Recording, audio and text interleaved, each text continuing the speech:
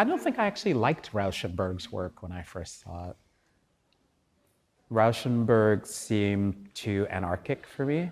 It was too much about the world. But I think Rauschenberg is really interesting in that sense of being able to pull so much of the world into the work. And the world is anarchic, so it is a kind of reflection of what the world is, but he also knows how to compose a picture. So there is that sort of odd tension between there's lace and there's red paint and there's newspapers and there's an eagle and there's, whatever, but it all works somehow, and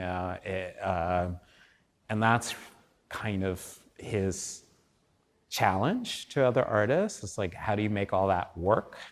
He has an incredible eye, but it's a challenge in terms of an approach to the world and artwork, like what is an artwork? What does it reflect? How does it sit in the world? And does the newspaper stop there? Or does it? It stops there. Right, okay. Because I think you would see through the black. Right.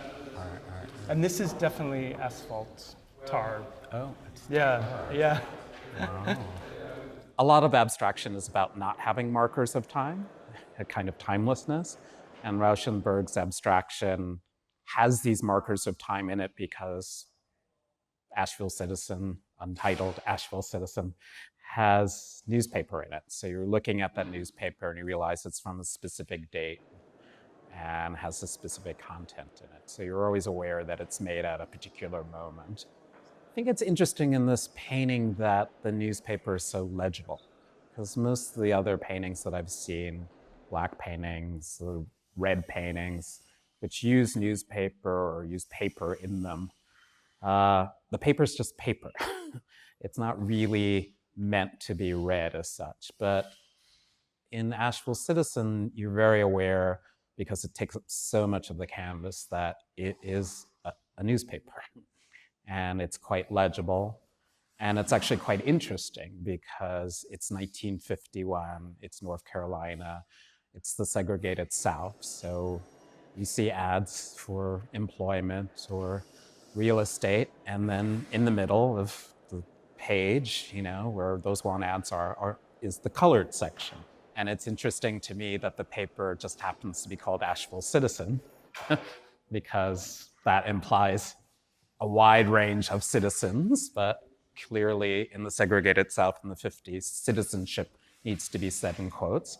So whether he's aware of that or is thinking about that, I don't know. I don't know the scholarship well enough, but I think it reads to us now in very interesting ways. This painting has these want ads in it, has a colored section, and the structure of the painting is this newspaper that at one point was newspaper color, white, and then has these borders of black, And so the structure of what you're seeing in the newspaper on the physical page is somewhat echoed for me in the structure of the painting itself, these dividing lines between these different colors. Rauschenberg is an artist that likes to put a lot of different things together. And so he becomes a model, a way to do that. He sort of models that behavior. And in some ways, I always feel like he's one of those artists that I'm constantly kind of catch up with. He's always kind of the future.